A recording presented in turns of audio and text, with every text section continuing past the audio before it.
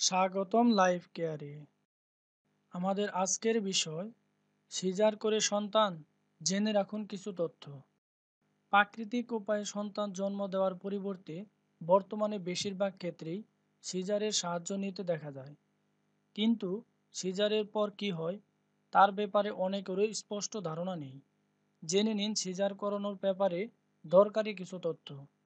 Caesar করে সন্তান জন্ম দিলে 4 দিনের মতো হাসপাতালে থাকতে হতে পারে। এ ব্যাপারে জানিয়েছেন আনোয়ার খান মেডিকেল কলেজ হসপিটালের ডাক্তার আয়শা নূর মিলি। তিনি জানান, অনেক মাই জানেন না যে সিজার করানোর পরেও যৌনাঙ্গ থেকে রক্তপাত হয়। তবে এই রক্তপাতের পরিমাণ হবে সীমিত। খুব বেশি রক্তপাত, অতিরিক্ত দুর্গন্ধ এবং গাঢ় রঙের রক্ত যাচ্ছে কিনা সে ব্যাপারে লক্ষ্য রাখতে হবে, কারণ এগুলো ইনফেকশনের লক্ষণ। সিজার করানোর পর মাকে ভিটামিন এ খাওয়ানো হয়। তা খাওয়ানো হচ্ছে কিনা এ ব্যাপারে মা এবং তার পরিবারকে সতর্ক থাকতে হবে। সিজার করানোর পরে আরেকটি সমস্যায় মেয়েদের ভুগতে দেখা যায়, তা হলো পরের দিন পা ফুলে যাওয়া। এক্ষেত্রে ঘুমানোর সময়ে বা শুয়ে থাকার সময়ে পায়ের নিচে বালিশ দিয়ে পা একটু উঁচু করে রাখতে হবে, তাহলে পা ফোলা কমে যাবে। সিজার করানোর পর অনেক মাই সন্তানকে বুকের দুধ খাওয়ান না। সিজার করানোর পর 3 দিনের মাঝে বুকের দুধ না খাওয়ালে এ সময়ে স্তনে চাকা চাকা অনুভূত হয় এবং ব্যথা হতে পারে। সমস্যার সমাধানে তোয়ালে গরম করে সেঁক দেওয়া যেতে পারে। এছাড়াও দুধ বাচ্চাকে না দিলেও বের করে ফেলে দিতে হবে বা রেখে দিতে হবে। আরেকটি ব্যাপার যা অনেক মাই জানেন না, তা হলো বুকের দুধ ফিডারে রেখে খাওয়ানো। মায়ের দুধ ফিডারে করে ফ্রিজে রেখে দিলে তা বাচ্চাকে দেওয়া যাবে 12 ঘন্টা পর্যন্ত।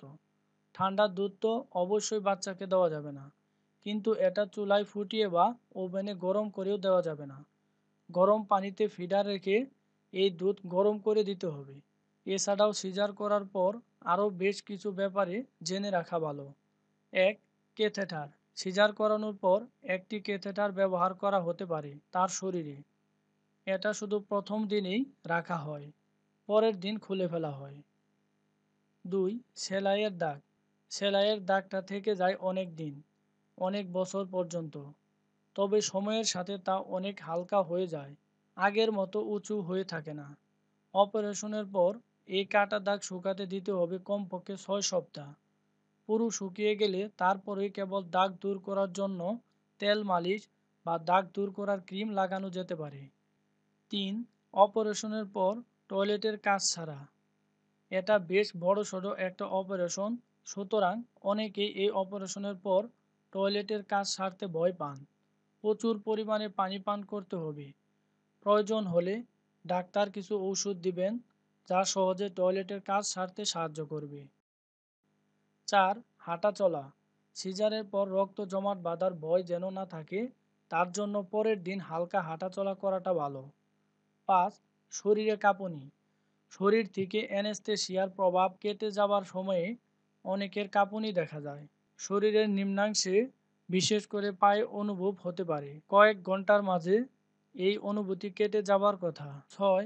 রক্তপাত। প্রাকৃতিকভাবে সন্তান জন্ম না দিলেও রক্তপাত হবেই। একে বলা হয় পোস্টপার্টাম ব্লিডিং। এটা খুব বেশি হলে 6 সপ্তাহ স্থায়ী হতে পারে। 7. ভারী কাজ নিষেধ। বাচ্চার চাইতে ভারী কিছু আপনি তুলতে পারবেন না প্রথম 2 থেকে 3 সপ্তাহ। 4 থেকে 6 সপ্তাহ ব্যায়াম বন্ধ আর শারীরিক সম্পর্ক বন্ধ রাখতে হবে প্রথম 6 সপ্তাহ। 8. হাঁচি কাশিতে ব্যথা হতে পারে। সার্জারির পর হাঁচি কাশি দিতে গেলে পেটে ব্যথা লাগতে পারে। এ সময়ে পেটের ওপর বালিশ চেপে ধরে রাখলে ব্যথা কম হবে। অনেকেই এ সময়ে বেল্ট পরে থাকেন। এই বেল্টও ব্যথা কমাতে সহায়ক। প্রথম সপ্তাহে এই সমস্যা বেশি হবে, পরে কমে যাবে। আপনার জীবনকে সুস্থ, সুন্দর ও আনন্দময় করে তুলতে এবং বিভিন্ন স্বাস্থ্য টিপস ও পরামর্শ পেতে আমাদের চ্যানেলটিতে লাইক, কমেন্ট, শেয়ার এবং সাবস্ক্রাইব করবেন। ধন্যবাদ।